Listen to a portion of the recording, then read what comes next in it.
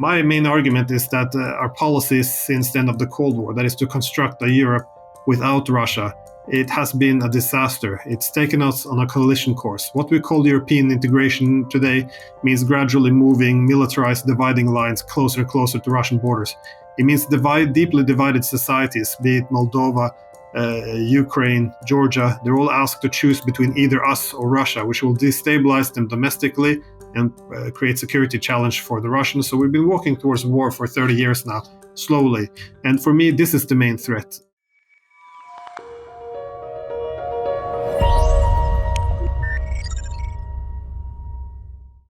Hello, everybody. My name is Paul Buitink, and welcome to the Reinvent Money podcast, where we discuss geopolitics and the financial system. The channel is growing really fast, and the videos are being watched in great numbers. This week, my video with John Mersheimer went over 1 million views. So thank you all for watching, liking, and sharing my videos. Today, I'm going to talk to Professor Glenn Diesen of the University of South-Eastern Norway about the changing world order and how we slowly seem to be moving from a liberal international world order dominated by the US to a multipolar and maybe even a Eurasian order. Hi, Glenn. Welcome.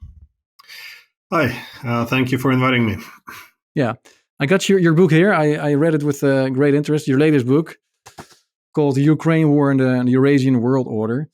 It's very actual, very relevant. We're going to discuss a lot of it, I think, in this conversation. But let's first discuss some basics. What is the international liberal rules-based world order led by the United States that we're currently in, and why is it losing significance?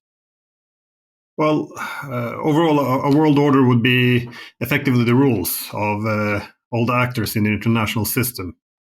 And this tends to be decided by the international distribution of power, as well as the source of legitimacy. After the Cold War, especially with the collapse of the Soviet Union, there was only one center of power. So what has been known as the liberal world order was effectively one center of power, which was the United States, and its, at least proclaimed efforts to try to elevate the role of liberal democratic values in the international system. So this system it's a lot of optimism around this system, if we'll remember back in the 1990s, because if one center of power, then it effectively reduces the international anarchy, the rivalry between the great powers, because there is no rivalry. The United States was very explicit. It will be dominant. No one can even aspire to rival it. And then, of course, the efforts of elevating liberal democratic values in the international system. This was meant to make international politics more benign. So we take more into consideration human rights, but also if we spread the democracy around the world, the idea would be countries would be more peaceful to each other. So again, one can argue it's based on some benign intentions, or at least that was the main pitch.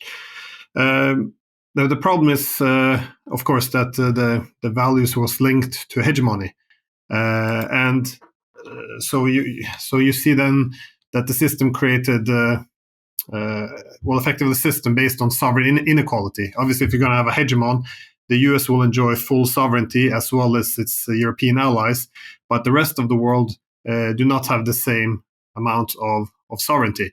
And this is kind of what we've seen with how the liberal international order played out after the Cold War, because after the Cold War, we introduced all this, liberal values was introduced in the form of sovereign inequality. So, for example, the West can interfere in the domestic affairs of other states if we argue that it's, to advance democracy or human rights. We can invade other countries if it's under the auspices of humanitarian interventions. We can topple governments if they are referred to as democratic revolutions. We can change borders of other countries to seize or to separate their territory, as we did with Kosovo, if we were then referred to self-determination. This has also been discussed as possible solutions from Iraq to Syria, and also this is the argument with Taiwan. So we effectively, it's a system based on two sets of rules as well. So this is the main hegemonic order. As I explained it now, it's easy to see why there was a great optimism around it in the 1990s. But over time, you will see why there's a growing opposition to it. So my argument is that this is what it was supposed to represent, at least. Yeah, because I remember the images from former Warsaw Pact members or East European countries that finally got rid of Soviet occupation, and you see all these happy faces, people really happy that they were finally part of the West, that they could enjoy freedom, travel, the right to protest, free press. So it's a good thing then, I guess, that these countries were able to become part of this international liberal world order.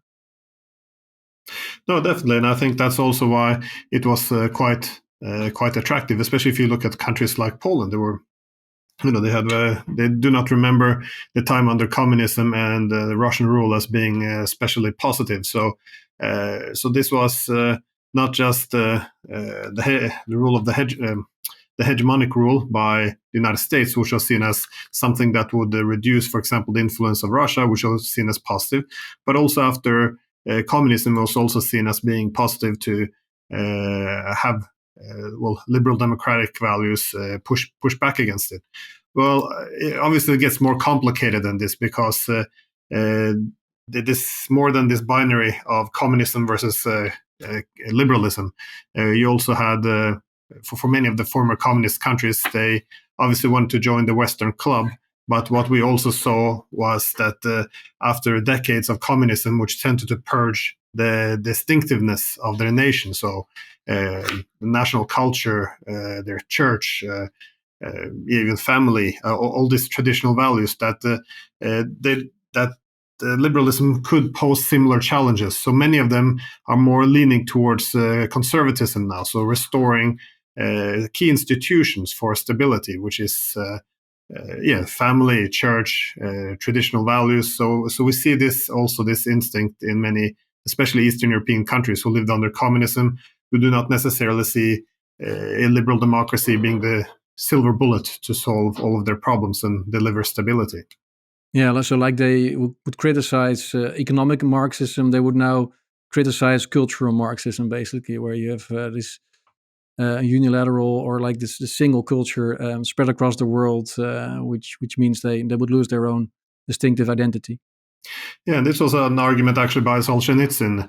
I remember, he gave this speech at Harvard in 1978, and of course he was very popular in the West because he was very critical of the Soviet authorities and written excellent work. But he was making the point as well that capitalism and communism, they had a lot of the same weaknesses. Obviously, the Soviet system much more authoritarian and brutal, but he also saw over time there would be reducing effectively the spirituality, the role of the community, and effectively a very conservative argument. So there is more than Samuel Huntington refers to it as the false duality or something along this, that the only option to communism was liberalism. My only point is that many countries now, they're leaning more in a conservative direction. And I think, that's not just Eastern Europe. I see this applies to Russia. I see it even China, officially Marxist country, but still they're leaning very heavily into the idea that traditional values is like an anchor to keep the ship steady as they go through turbulent waters and disruptive change. And you see it in Western Europe as well. As you look at the election results of the latest European parliamentary elections, that you see a drift towards more right-wing conservative politics compared to previous time. Yeah, but this goes into an interesting discussion about what happens with liberalism if it's unconstrained, if it's allowed to, if it's unbalanced and allowed to go to its natural destination, which is increasing individualism, increasing rationality. Because as it turns out, human beings, they're not only individualistic. We're very much organizing in groups. We're also not all rational. A lot of what we do is distinctiveness. And what is quite fascinating is liberalism was launched also as a nationalist project under the French Revolution and also in the United States. So and we often forget that in the West, the liberal nation state was a very successful platform. You had liberalism focusing on the individualism, reason, but also the nation state to represent the group. So the national culture, faith, everything that signifies one tribe, one people. So you had kind of the instinct of the group, human beings as a group, and liberalism focusing on the individual. And this balancing worked out quite well for us. I think what we've seen over the past few decades, especially since the 90s, when liberalism is the only thing that defines us, is the liberalism has begun to divorce itself from the nation state. So we're not going to have a national culture. It has to be multicultural. We're pursuing, I guess, what I would define more radical secularism, not just splitting it from the church, from the state, but also splitting it more and more away from society. So the problem is, human beings, they will seek refuge again in the group. And I think that's why you also see a bit of a backlash now against what I would argue be some of the excesses of liberalism. Again, it shouldn't be. These days, it's considered to be something about the hard right, as we call it. They're the one who contesting the excesses of liberalism. But this was Alexis de Tocqueville's key argument: is how could liberty work in the United States?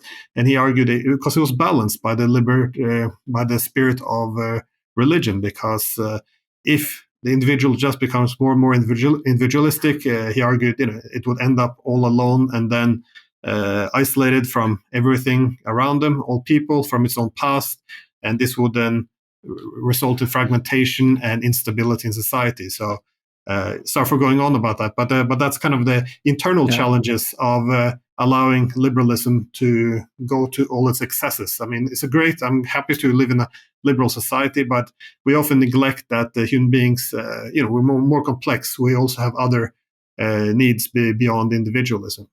Yeah. And then going back to the world order, it was also inevitable, of course, looking at population growth and economic growth, that at some point the world order would change, and that especially countries like China, India, Russia would not accept anymore that they really didn't have a full seat at the table, and that America was dominating everything. Just looking at some of I got like the GDP. The world output in 1994, G7 produced 45% of world output, and right now it's 29%. And BRICS in 1994 produced 18.9, and now it's 35.2. So more than the G7 output at the moment. So the BRICS countries, of course, they want to be respected. They want to have their seat at the table. They want a different world order. So you could also argue that even if you could argue against the liberal world order based on that it has excesses and that there's downsides to it, also just looking at population and economy, it was bound to happen anyway, a new world order. Yeah, I agree, because what I talked about before was just what happens within the West. Yeah. And as you suggested, the economic aspects is quite important too, because within economic liberalism, there tends to be a concentration of economic power. And then you will see the political elites more and more distance themselves from the people. But what you saw in the 19th century was then the political elites aligning themselves closer and closer with the economic elites, which enables them to ignore effectively the reliance on the democratic support. So a lot of this is playing out again. But in response to your final comment there, I think this is one of the key aspects of why we have a shifting world order, is exactly because the distribution of power is no longer unipolar. We have the power is now decentralizing, and you have new centers of power emerging everywhere. And this was already predicted in the 1990s by many skeptics of establishing a new world order based on hegemony, because they were pointing out, if you're going to have a hegemony, it will be very expensive. It's like an empire. A lot of resources will be removed from the center to the periphery. So the U.S. will drown itself in a lot of economic burdens. And you see this now. I think they're now $35 trillion in the hole. It's a huge national debt. And you see this resulting internally in socioeconomic differences, which is growing. You have political instability with polarization. So they have all the problems there is. Obviously, this can't go on for that much longer. But more importantly, what many people also predicted is new centers of power would emerge, which wouldn't want to be constrained by the United States. Because if you have one center of power, it can only sustain itself if other great powers are kept down. And the more you push them down, the more they're starting to cooperate with each other in order to counteract it. So you see now a collective balancing, and the power is there as well, as you pointed out, the technological power, the financial power, construction of new transportation corridors, all these new powers, China, Russia, India, Brazil, a lot of even allies of the United States, Saudi Arabia, Turkey, India, none of them really want to live under a hegemonic system anymore. So you see now a natural drift away from unipolarity. And this was, I think, always going to happen. Yeah, and basically the nightmare scenario for the US, which is that Russia and China would eventually start working together, is playing out. Because I think Brzezinski once said that it's probably better to work with the Russians than to work against them, because if you work against the Russians, they will end up working with the Chinese, and they will dominate Eurasia, and that's basically what's playing out right now. Yeah, and this is why Britain and then the United States, they always pursued an offshore strategy, which meant, they will they want to preserve a balance of power in Europe and Eurasia, so all the powers kind of balance each other. And this is why, the US and Britain will all often enter a war quite late when all other countries have drained their resources. And then the main objective is setting up a balance of power as the new system or order, and then withdraw again. So, because if they stay there, it will drain their resources, and you will see then the regional powers collectively balance the United States. So this is what they traditionally did. The problem of hegemony is you have to keep down all the great powers at once. So China and Russia obviously being the two main ones on the Eurasian continent. And if you try to go after both at the same time, what are you going to do? Well, Kissinger's worst nightmare. You bring these two giants together, and that's what we've seen. And they complement each other perfectly as well. Russia has all the natural resources in the world, and China has all this manpower, technological power, financial power, and they get from each other exactly what they need. This is one of the reasons why the British and the US always feared Germany and Russia would come too closely.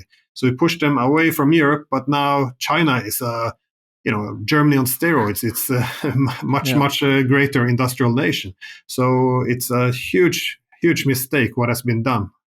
What's the role of India then? Because India is often forgotten, but I think India has more potential, especially in terms of population growth, than China. But at the same time, India is a bit indecisive. They, on the one hand, they're part of BRICS. On the other hand, they make deals with the West. And there's, of course, an animosity between China and India with regards to their border. Every now and then there are fights between them. What is India's role in a Eurasian world order? Well, I think it's actually quite similar to that of Russia. That is, the two leading powers in the world is the United States and China. So it's very easy for this world to just transition into a bipolar system. But the problem is Russia, India, all these countries, they don't want to live in a bipolar world where they have to align under one or the other. So what they want to see is multipolarity, which means several centers of power. And for this to happen, you have to diversify your economic connectivity. And this is why you see, for example, India and Russia, they're quite important to each other because now they're connecting their economies more and more. They have this international north-south transportation corridor, and where they're connecting through Iran. And the main idea is, not necessarily to balance China, but to avoid excessive dependency. Because if you become too dependent on China, it's very asymmetrical. You will always be more dependent on China than China is on you. And this can also, so if you want to be an autonomous center of power, you can either pursue strategic autonomy, where you have all the economic capabilities yourself, but this is very inefficient and often unrealistic. The option is to diversify your economic connectivity, have many partners. And this is, this was common sense. This is why, Japan was trying to reach out to Russia because they didn't want Russia to be too dependent on China, because then the Russians wouldn't be very neutral anymore in the dispute between the Chinese and Japanese. This is why the Indians are reaching out to Russia as well, because they don't want the Russians to become too dependent on China, so they can be used by the Chinese to lean against the Indians. Even the French, the Germans, they were arguing the same thing. We shouldn't put too many sanctions on the Russians because after 2014, because then they will become excessively reliant on China. We don't want this. So this is common sense. You want every center of power in the international system to diversify its economic connectivity, so it doesn't drift into a bipolar system. Is it because a bipolar system isn't an ideal solution? You think like a multipolar system, would that be the best outcome for mankind, especially in terms of trying to have a peaceful world? Would that be the best power distribution? Well, many academics disagree what will be the most stable world order. I argue that multipolarity has a greater benefit because if country A starts a conflict with country C at the end, if country A starts a conflict with competition with country B in which both are harmed, country C will end up coming out on top. So multipolarity can have, I would say, a mitigating effect simply because countries can lean in different directions. If you put too much pressure, for example, on Russia, it will lean towards China. So you have mechanisms in place to pursue more benign policies.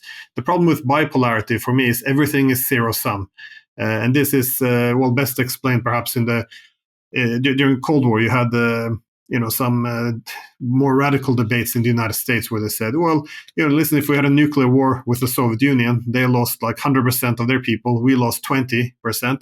That would be a positive outcome, wouldn't it? Like you would win. Crazy. Yes. So, this is put in the extreme, but everything become relative. If you harm yourself a little bit, but the opponent's harmed more, it's still worth it. And that is, I think, this is a key problem, and this is why I think in a multipolar system, things are organized less in zero-sum terms, and if one country expands, it will have consequences if there's collective balancing.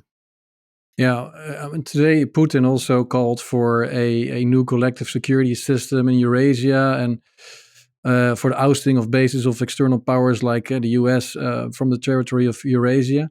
But if you would define your Eurasian world order, is that then that multipolar world order where the Eurasian powers like Europe, China, India, and Russia have more power than the Americas?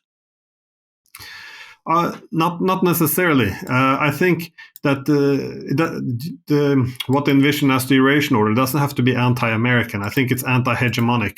And a key problem in a hegemonic system, it becomes very dependent on peacetime alliances.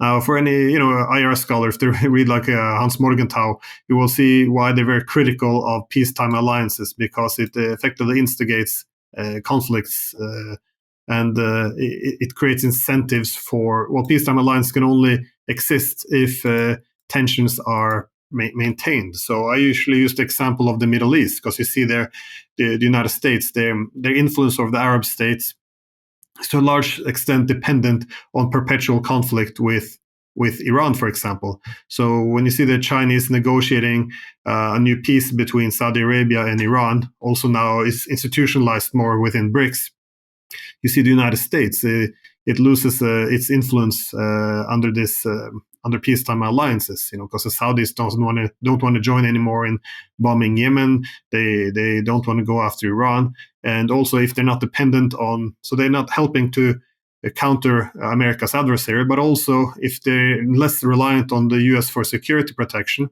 they can also go their own way. So now they're starting to trade in other currencies, and they're showing less and less loyalty to the United States. So a key problem with this peacetime alliance is that it perpetuates conflict. Now, my point is that in the multipolar Eurasian order, it's less defined by alliances, and you see this with the Chinese. They explicitly reject any alliances in which country A and B cooperates against country C, because this will perpetuate a lot of conflicts. But also, of course, it's out of national interest. And I think this is what we often neglect with BRICS, because it's not an alliance in this sense. I mean, it has China and India in the same bloc. There's no way China and India are going to go against the Americans in a military conflict. No. Also, when they expanded, look at the new countries they took in. They took in Iran, but also Saudi Arabia. You take in Egypt, but also Ethiopia. So you take in rivals. And this is what Europe also had after World War II. You bring in the Germans and the French. So the idea was you improve relations and economic connectivity between former rivals instead of building up an Why would you call it collision. Eurasian order then? Because if it's a true global multipolar order, then by calling it Eurasian, that sort of implies that it's anti-American.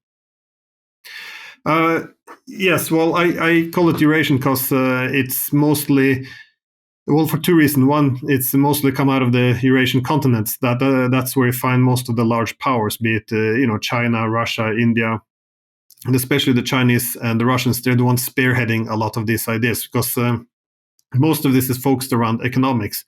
So if you see the leading technologies then coming out, the new transportation corridors, the financial instruments, a lot of this is organized around Eurasia.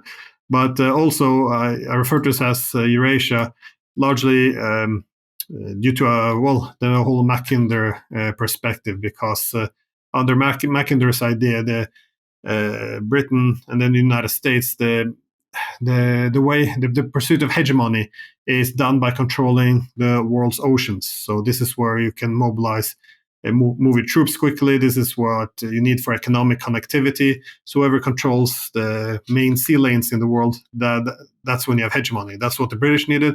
That's what the Americans asserted after World War II. Now, in Russia, what the Eurasianists in the 1920s, the one who fled the Soviet Union, argued was, Russia had to establish itself as a land bridge, connecting the Eurasian landmass by railways, by land, effectively reinventing the nomadic character from the old Silk Road, and this is seen as a way of countering hegemony. So it doesn't need to displace the United States to make it sink into the ocean. It just wants to deprive it of its hegemonic abilities. So I think so that's kind of why I was leaning towards Eurasia. But if you look in the BRICS, you have South Americans, you have Africans, you have so it's not a Eurasian bloc against a Western bloc. I'm arguing that the Eurasian one is deliberately avoiding blocks and pushing more towards a multipolar system where it rejects the entire principle of peacetime alliances. Yeah. And then we're both European. You're Norwegian. I'm Dutch. You even have Dutch roots yourself. What's Europe's role going to be in this new world order? Yeah, and I'm actually a Dutch citizen as well, so we we have that in common. But well, I think it depends on how Europe responds to this, because for 30 years, well, the past 30 years is coming to an end, and it's this is what we have to adjust to. But also, it's not just unipolarity is coming to an end, because we've had multipolarity in the past, but it was always Western or European multipolarity. That means the main centers of power were all Western. And what we see now is likely that the leading state in the world will be a non-Western, so China. But then you also see the main powers rising in economic terms. They're all non-Westerns, while the main Western ones keep reducing their relevance in the world. And this is quite different. But also, if you look at the Dutch or Norwegians, for that sake, they have both in common that they're sea traveling nations, they trading nations. I would say both the Dutch and the Norwegians have had a good time under U.S. hegemony. It reduced their conflicts between the Europeans, and also it safeguarded a lot of our free trade and reliable access to maritime corridors. So it shouldn't be a surprise that for us it will be a very uncomfortable disruption, as Western unity and hegemony has been good times for us. But the reality is that it is or has already come to an end, and this is part of the reason why we see these tensions. Again, how do we respond? And this is why we have conflicts now. And you can see the same if you look in Europe with the conflict with Russia, Asia with China, or even in the Middle East. A lot of the problem derives from the fact that the world order is currently in between. It's in a vacuum. That is, the West is trying to restore unipolarity, while much of the rest of the world is pushing towards transitioning to a multipolar world. And the fact that we're between two orders now means that there's a lot at stake we're fighting for, and also there's no clear rules anymore how to fight this very important battle. And I think this is a key challenge now. I think the Europeans are still not sure what to do. From the way I interpret it, what Europe wanted to do after the Cold War was they were happy with hegemony, but the EU, the main objective of the EU was to have parity with the United States. So we wanted collective hegemony. So not, which is why we saw collective bargaining power in the EU. So we can stand next to next, shoulder to shoulder with the United States, and this collective West would effectively be a collective hegemony. And this is what the EU talked about for many years as well. They talked about European sovereignty. They talked about strategic autonomy. All of these ideas, effectively, nice words for independence from the United States. We wanted to be an independent pole of power as well, but then with the United States. And I think the problem now is Europe has made itself much, much weaker because we disconnected ourselves from key centers of power. First, Russia. Now the Americans are pressuring the Europeans to distance themselves a bit from the Chinese. Our economies are becoming much less competitive, simply from lack of access to energy and access to key markets.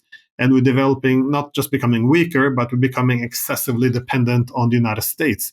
So Europe, who wanted to be, one of the two poles in a collective hegemony, now sees itself maybe not even being a pole at all, as it now becomes too subordinated to the United States.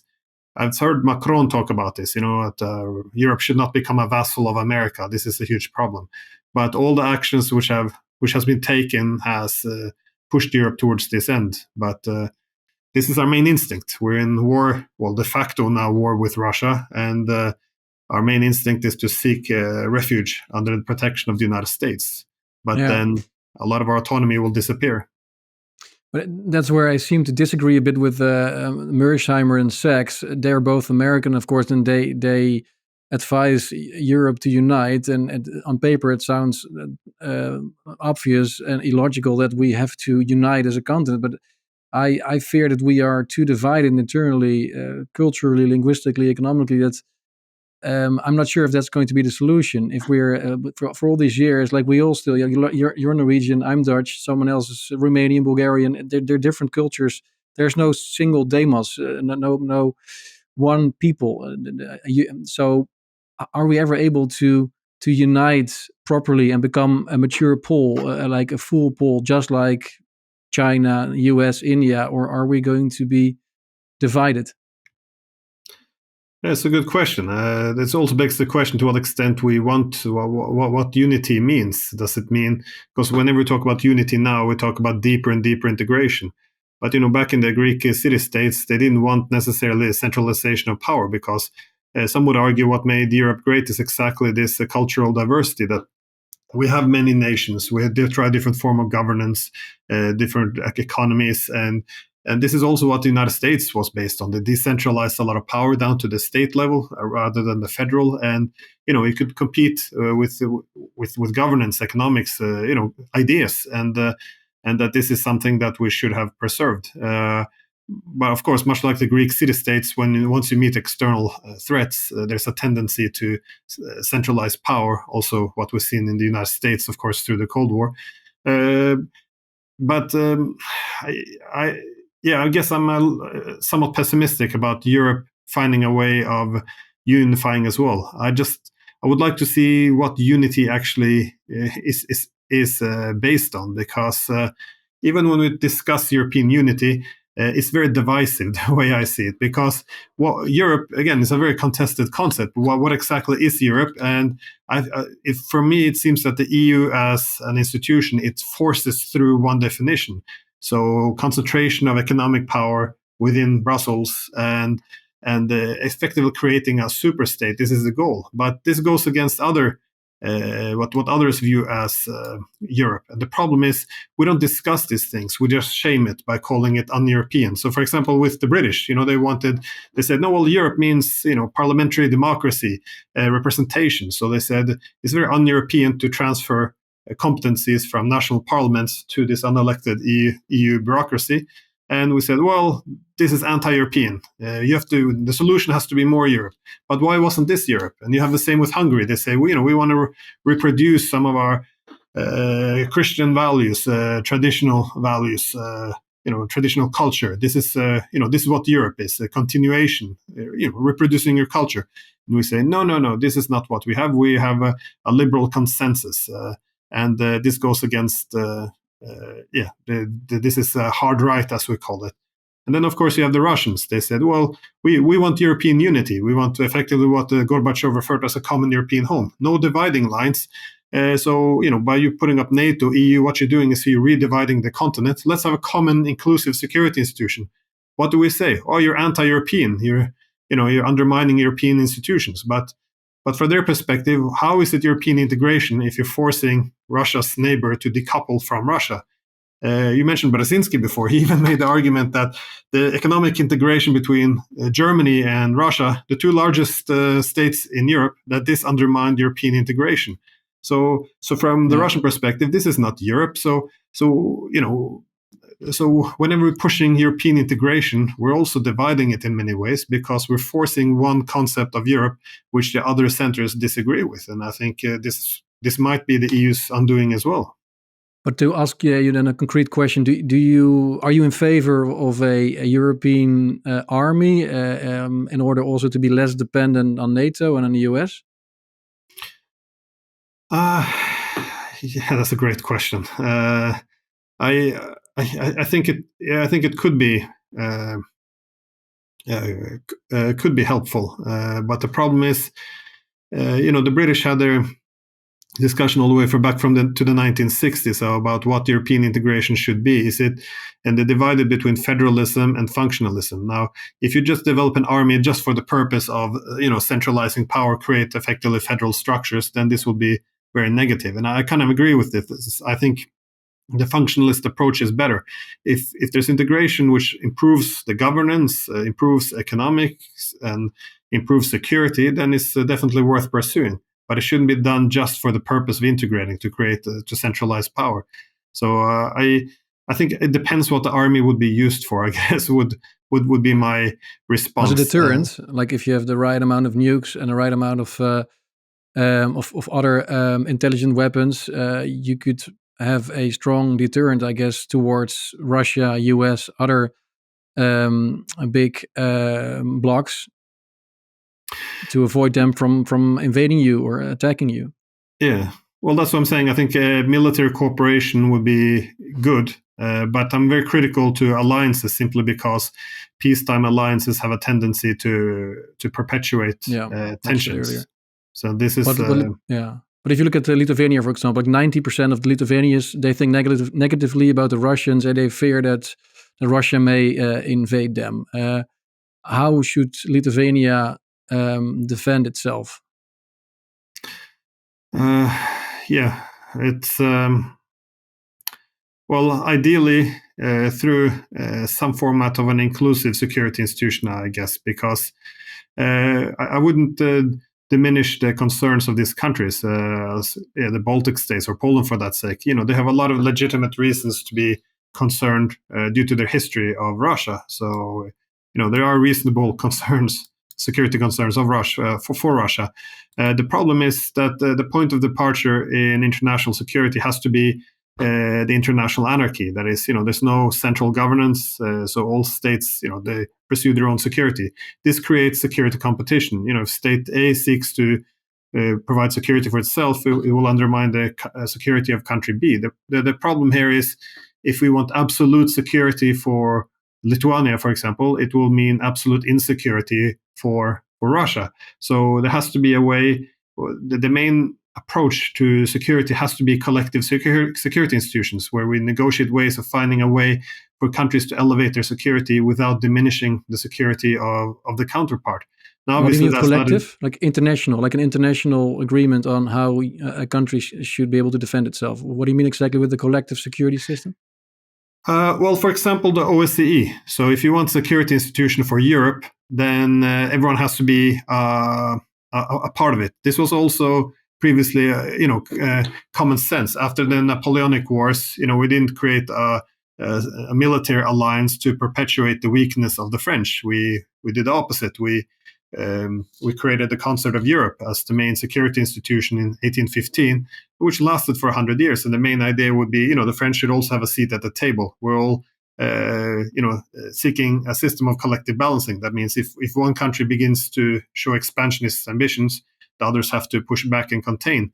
But this has to be during conflict. It can't be a peacetime alliance where he pursues peace by perpetuating the weakness of another one. So the opposite of what we did after the Napoleonic Wars is what we did after World War I, where we just said, the Germans are just inherently aggressive. If we want peace, we have to, again, perpetuate their weakness. We have to have something that holds them down, and then you set the stage for another world war. So, and this is to a large extent also what we did after the Cold War. We said, what institutions should we have? Because we had two options. We could either go with the OSCE, an inclusive one, which would bring Russia inside the institution, or we could have NATO, which is a manifestation of hegemony, where you bring eventually all of Europe inside, except the largest state in Europe.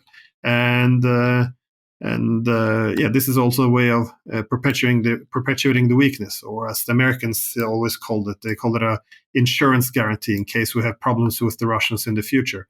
So I think that this is this is a key problem, and so I'm much more optimistic about inclusive security institutions, which are based on a balance of power. And So after the war is over in Ukraine, despite all the hatred and all the blood that has been spilled, we should still try to strive for this new inclusive collective security system. Yeah, and you think it's possible at all to achieve that in our generation? Yeah, and this is going to be the main challenge, because all our instincts now are to go against the Russians. We can't sit at the same table with them anymore. They're the enemy, and this is why it's difficult. But this was also a challenge after the Napoleonic Wars. You had a very expansionist France, and you didn't want necessarily to share a table with them. But I think that it's important. If we keep our heads cool, I think it's important to realize that the war in Ukraine was largely because the failure to have an inclusive security institution. It was because we organized Europe under an expansionist under an expansionist military alliance, which was supposed to facilitate hegemony. So, and this is very well documented now that for the Russians it was intolerable for them to have a Ukraine which would be gradually becoming a part of NATO, which it was. And I think this is where things really went bad. And I think also that's why the Russians did what they did, because we presented them with a dilemma. We said, either you can accept Ukraine incrementally being absorbed into NATO, all of NATO weapon systems in Ukraine. You can either accept this, or you're going to have to take military actions. And there was no diplomatic alternatives, which were all shut down. So I think this is the unfortunate dilemma which led to a Russian invasion as well. So you were saying it was provoked, then, because mostly in the mainstream media they keep on repeating the word unprovoked, but in your view, it was provoked to a certain extent. Oh yeah, very very much so, and I think it was. Most would have recognized it then. I mean, at one point, Angela Merkel, before the Russian invasion, she had referred to NATO membership for Ukraine as a declaration of war. The former British ambassador to Russia, he said that the best way to start a war is to try to get Ukraine into NATO. Even the former the American ambassador to Russia, who's now the CIA director, he had this famous or infamous William Burns cable Burns back in 2008, when he pointed out that if we try to pull Ukraine into NATO, the Russians would likely use a military force to intervene. And he made the point that the Russians wouldn't want to do this, but this is something they would likely have to see that they have to do. So I think it was very much provoked. And I think that the whole narrative in the West has been very, very dishonest, because in order to keep this narrative that this is not about NATO expansion, it's about Russian territorial expansion. There's so much evidence against this. Just a very quick example would be the day after Russia invaded, Zelensky, he confirmed that Russia got in contact with them and they were willing to pull back, develop a peace based on neutrality if Ukraine would restore its neutrality. And on the third day after the Russian invasion, both Moscow and Kiev confirmed that they would start negotiations based on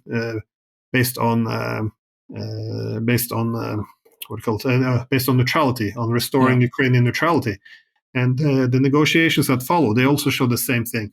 On the Ukrainian side, the ambassador who participated in negotiations, Zelensky's advisors, the head of Zelensky's political party, the negotiators from Israel and Turkey, they all said the same thing. The Russians were willing to negotiate on everything except neutrality. They would pull back to where they were on the 23rd of February, but neutrality was imperative. They would not compromise on this. No, but if you look at the outcome there now, in the end, Finland and Sweden have become part of NATO. So if Putin was so afraid about or so upset about NATO expansion, then he shot himself in the foot. Because right now, he has a country directly, a NATO country directly bordering him. Apart from all the casualties and damage this war has done to so many people and countries, he also his first objective has been ruined now because NATO expanded. So with hindsight, or you should have been able to foresee this, right? That this would be that the West would unite, would rally behind the flag, that NATO would expand. He could have seen that coming, I would say. Yes. Well, one of the things they didn't foresee was this huge reaction by NATO, because in the beginning of the war, when they sent in all their troops, a key objective, again, the reason why they contacted the Ukrainians on day one of the invasion was because they wanted to use this as a way of pressuring the Ukrainians to accepting effectively a Minsk agreement where they restore their neutrality. But the calculation, they didn't obviously calculate that the Americans and the British would put that much pressure on the Ukrainians to abandon the negotiations and instead go for war. Now, but I think the most important, obviously they're very unhappy with Finland and Sweden joining NATO, but the main concern they have always had was Ukraine. This is something that the Western leaders have also recognized through the time. And but of course they lost so many of their young men. They now have an expanding NATO, so this come at a big cost. But this is the problem. From the Russian perspective, they would argue they were never given that option. They were never given the option of preserving status quo, keep things the way they were. NATO stay where they are. Russia doesn't do anything. They were given the option of NATO will come to Ukraine unless military action is taken, and their priority was NATO cannot come to Ukraine, so they went with military conflict. And I think on this aspect, militarizing Scandinavia, I think we all shot ourselves in the foot on this one, because it's bad for Russian security, but it will also be bad for ours, because the Russians will have to respond to this in some way. So they will now develop new military districts to strengthening the military district up in the north. They will prepare for this as a potential northern flank against Russia. So and then maybe Russia, Putin had to do it in order to please his hardliners. I guess because the red line was crossed, so sometimes he has to act upon those red lines he draws. If he doesn't act upon them, of course, he would lose face and credibility in the Kremlin itself. Yeah, so it has an internal power politic dynamic to it, but it was also the extent to which the things wasn't stagnant between 2014 and 2022. NATO was gradually growing its presence in Ukraine, making it effectively a de facto member. I mean, from 2019, the Americans and other NATO countries began to, for example, modernizing the ports in Ukraine to accommodate American warships. We saw, all the security agreements. When they signed the security agreement, was it between the US and the Ukraine in November of 2021, the former advisor of the French president said that this convinced Russia they had to attack or be attacked. So they saw this as an incremental building up over time, and the West was not willing to compromise on anything. So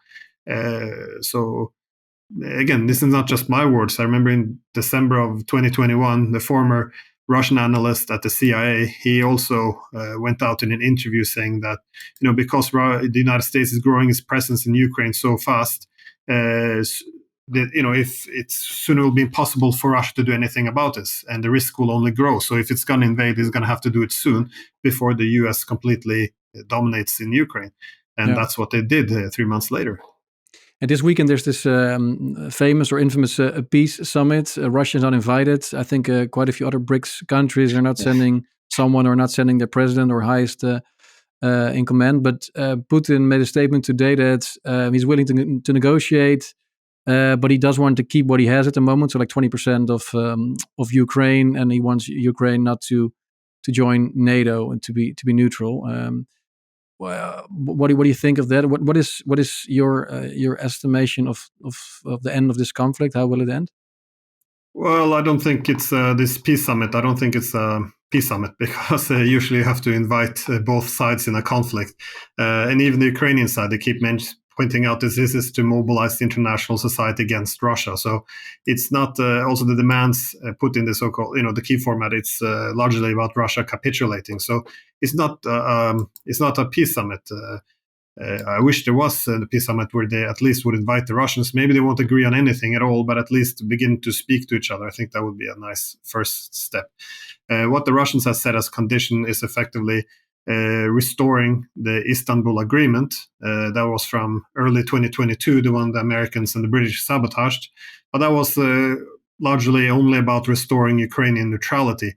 Obviously, there's been 2.5 years, or not 2.5, but more than 2 years at least, of war. So what this means would be that the current realities, as the Russians say, has to be taken into consideration. And that current realities is that they recognized a lot of these regions, Lugansk, Donetsk, Zaporozhye, and Kherson, as being Russian territories. So they would not leave these territories. Those they would effectively keep. So that would be the difference from now and back in April of 2022, is that all these territories, they argue, has now shifted to Russia. So diplomacy just became much, much more complicated, which is why they were close to a deal in April 2022. Now, after 2 years of war, it's become much, much more complicated. So how will it end? I think it can only end in two ways, because we see now Ukrainian army beginning to collapse. What can we do in NATO? We can either accept defeat and begin negotiations, or we can escalate. And it appears that we have gone with escalation, because now we're using our weapons to strike inside Russian territory. Russia's nuclear early warning systems have been hit twice, and I think this is but unclear where exactly this will lead. My hope is that that at some point we will start to think about negotiations and diplomacy again. And you're saying the Ukrainian army is collapsing, but at the same time, especially now, new weapons are coming in. Ukraine is more and more able and capable of hitting all sorts of targets in Crimea, for example. So it seems like it's like a pendulum swinging, right? It's Russia opened a new front line in the north. They were gathering steam, winning some extra territory, but recently it seems like the Ukrainians are fighting back successfully, especially with the new ATACMS and other missiles they get from the West. So perhaps the West could argue, look, we have momentum, we should continue and try to get back as much as possible. It's very difficult to assess how the conflict is going, because I'm listening to both sides, and there's a lot of propaganda from both sides, but it's very difficult to really understand who's having the upper hand at the moment. Yeah, well, I agree that there's a lot of propaganda on both sides, but the way I see it is, which is also widely recognized, is the Russians, they dominate in armored vehicles, they dominate drones, they dominate artillery, they dominate in terms of controlling the skies, they dominate in electronic warfare. So across the board, they have a huge advantage, and also very importantly in manpower. They have a huge amounts of people volunteering every day. In Ukraine, one of the key problems is not just that their military is exhausted, but access to manpower is also very, very problematic.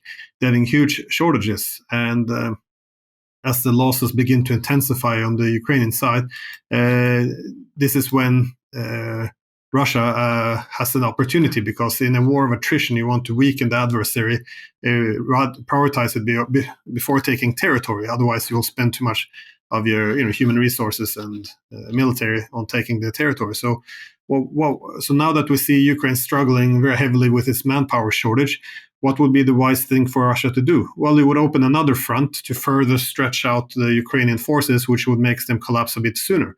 And I think that's what you're seeing now in Kharkov, and they're opening up in Sumy. So I think this is the way they're going. Now, I don't see that the West doesn't have that much weaponry to send in terms of the ammunitions and the armored vehicles. And the Ukrainians can't really replace their manpower. This is why we're now in a bit of a desperate situation. We're talking about deporting Ukrainian refugees maybe to fill up the trenches. But so the way we escalate is not necessarily to send more weapons, because we don't have it and the Ukrainians don't have the people, but instead it's more long-range missiles, and we're green-lighting striking inside Russian territory. Now, I don't think this is enough to shift the war, but it's enough to elicit a response from Russia, because they have to retaliate against this somehow, because otherwise the retaliation is gone. So they have to do effectively what Iran did. If there's either give up all pretense of having any deterrent, or you have to retaliate. Yeah, but at the same time, Ukraine has been hitting Russian targets for some time already with Western weapons. So these red lines have been crossed quite a few times already. Yeah. And Russia hasn't escalated that much. So perhaps it's just it's bluff from Russia's side then. Well, it's because I think we posed the Russians with another dilemma, like we did back in before they invaded. But this dilemma now is, we keep crossing the red lines, now striking inside Russian territory with NATO weapons, with NATO targeting. And the dilemma for Russia is they can either let this happen and see their deterrent effectively collapse, or they can strike back against some NATO targets and then see possibly triggering World War III. So it's not a great dilemma to place the Russians in. So far, because they see themselves as winning in Ukraine, they've been trying to not to find a way of not escalating with the West. But at some point, they have to respond. I mean, could one imagine if the Russians were striking American cities through a third party? It would be almost impossible to not retaliate. So I think they will at some point retaliate now for two reasons. One, because they need to deter the West. Otherwise, where will the next limit go? Will we start dropping bombs on Moscow? And also the second is there's internal dynamics of the politics, as you referred to earlier about in Russia. That is, it's not a one-man show. Putin does have other political forces around him. If he sits and does nothing while NATO missiles rain into Russian territory, he has to respond somehow. So I think a response is coming. And, just hoping there won't be any triggering of a third world war. But I think that's why they're looking for a way to punch back against the West. And the US doesn't want Russia to win, but at the same time, they also don't want Ukraine to win, or to have perhaps someone else in Kremlin, or have chaos in Russia, because they still have all the nukes. It's of course a huge risk for the US and for the world. So the US is stuck basically between two different strategies. I think the ideal for the US is they want to bleed Russia, to gradually weaken it and make it less of a strategic adversary. That's what their leaders keep saying all the time. We can weaken Russia and then instead focus on China. Because the problem is no one has really defined victory either. Well, what is victory? What the Ukrainians are saying is they want back even Crimea. And then, that would be, one can assume that the Black Sea Fleet of Russia would be NATO base in the future. It's just unthinkable. Like I always said, I think nuclear bombs will drop over European cities long before NATO gets to march through Crimea. So it's not going to happen, which is what you were suggesting. We can't really defeat the Russians, but we don't want to be defeated by them either. So we have this war, and the problem is now that the Ukrainians are, the way I see it, on their last leg. The only way to keep the fight going is to escalate by supplying these long-range missiles in order to try to balance things. But then it becomes such a huge escalation against Russia that they're now forced somehow to retaliate, which is why they're sending their warships now to Cuba. and they're trying to put pressure on the West as much as possible without actually starting to bomb, logistics centers in Poland. But if this doesn't work, they're going to have to escalate, because there has to be a way to tell NATO that this doesn't work. You can't bomb Russian cities effectively. But they could also escalate by doing a nuclear test, for example, in somewhere in Siberia. I mean, nothing scares people as much as a mushroom cloud. So wouldn't that be a? Well, they're doing I'm not trying to put thoughts into people's minds, but I would say if I would be in the Kremlin, perhaps that's something I could consider to show the world that, look, this is serious. Well, they're looking for a way to respond to NATO. So, of course, they're sending the warships to Cuba. They're doing the nuclear military exercises now in Russia. They're talking about arming Russia's adversaries. So, for example, why not give precision weapons to Yemen so they can sink some Western warships in the Red Sea? So, they're looking into many different things, but. If one doesn't work, you're going to have to escalate and do something else, because the main purpose here is to restore a deterrent.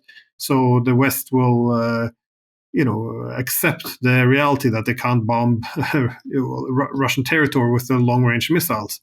And this is also a key problem with this proxy war. The rules of the proxy war has changed dramatically, because usually you have some informal rules, like you don't strike each other's territory.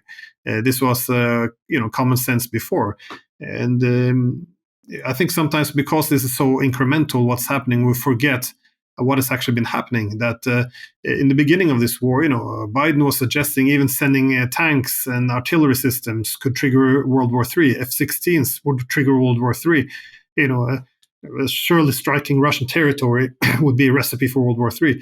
We keep saying this, and then we do it anyway. So at some point, the Russians will, the way I see it, they will retaliate. If this nuclear exercises, the Cuba maneuver, or giving weapons to Western adversaries to strike our targets, I think they will have to go further. And like you write in your book, it's the boiling frog scenario, basically, right? And we run the risk of being boiled without realizing it. This is the problem with incrementalism. The main purpose is you overcome resistance, because you just do small steps at a time. But imagine in the way we talked back in the beginning of 2022, when would be sending tanks would be way too much of a escalation and threatening. And now, 2 years in the future, we have NATO Secretary General Stoltenberg saying, "Oh, of course, NATO weapons and targeting can use to bomb Russian cities," and it's not a provocation at all. I mean, this is we come so far now that it's going to be.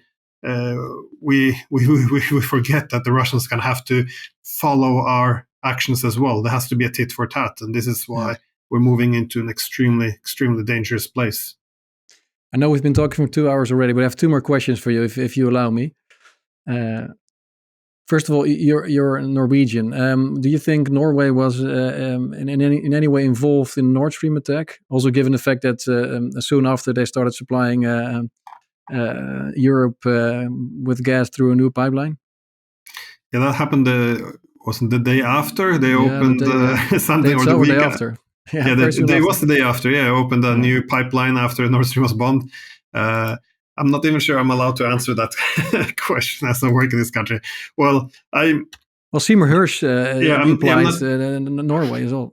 So. Yeah, well, that's it. I don't really have I don't have any evidence for or against it other than the report by Seymour Hersh, who wrote that the United States blew it up in cooperation with the Norwegians.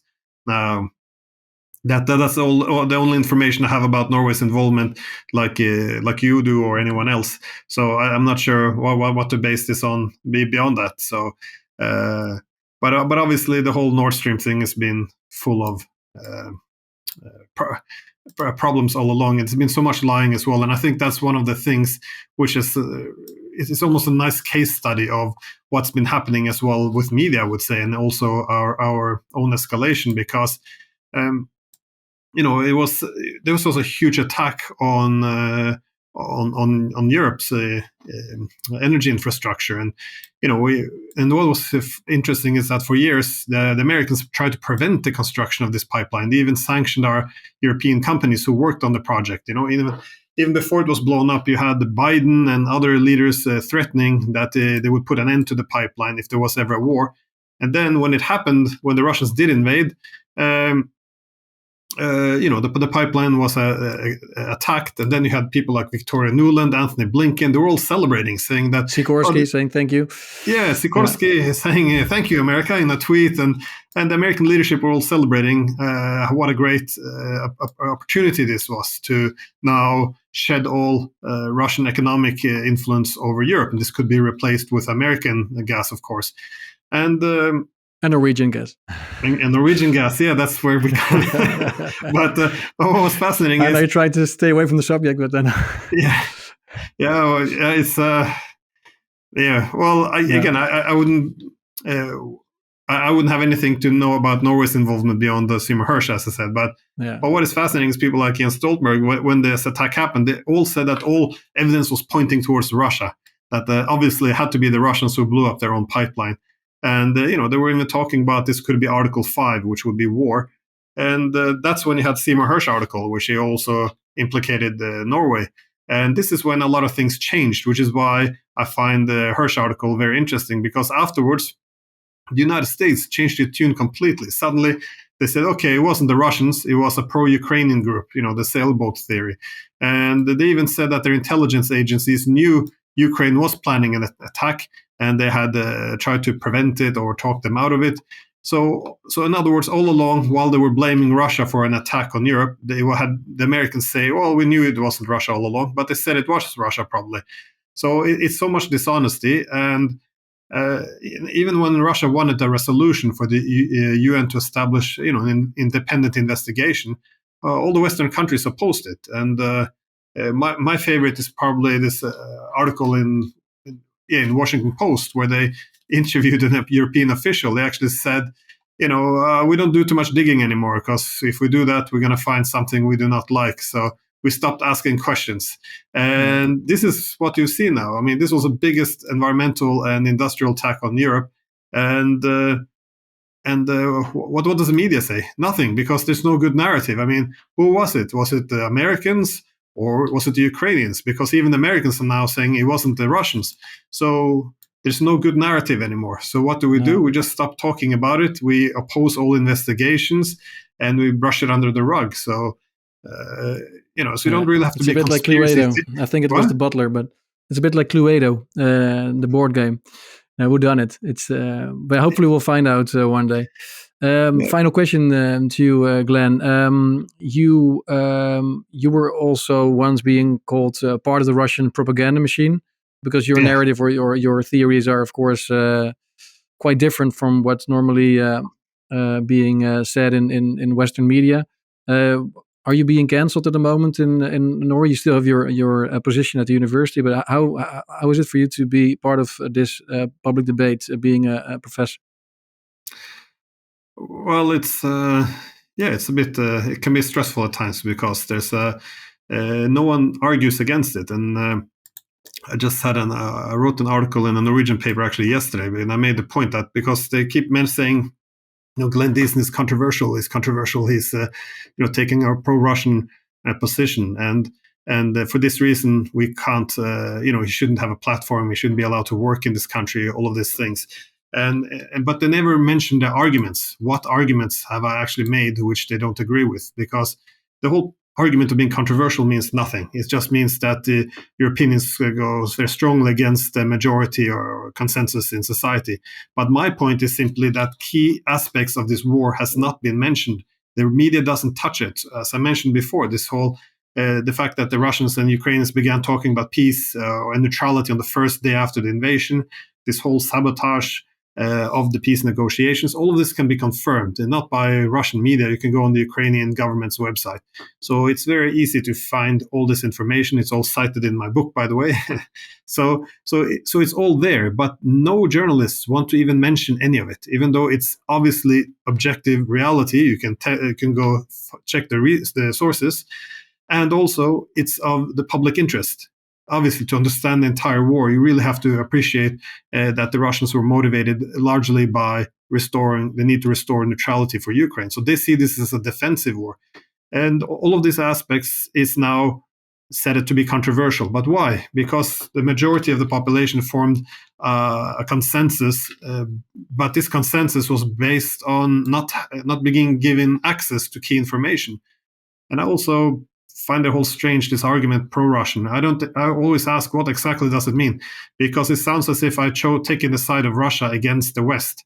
My main argument is that our policies since the end of the Cold War, that is to construct a Europe without Russia, it has been a disaster. It's taken us on a collision course. What we call European integration today means gradually moving militarized dividing lines closer and closer to Russian borders.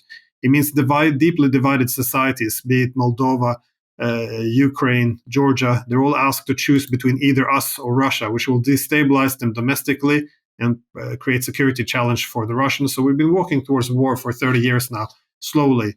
And for me, this is the main threat. And my argument is what should be the basis of international politics. You have to address the security concerns of the adversary, and then if you can reduce our threat to the adversary, they will have less need to respond.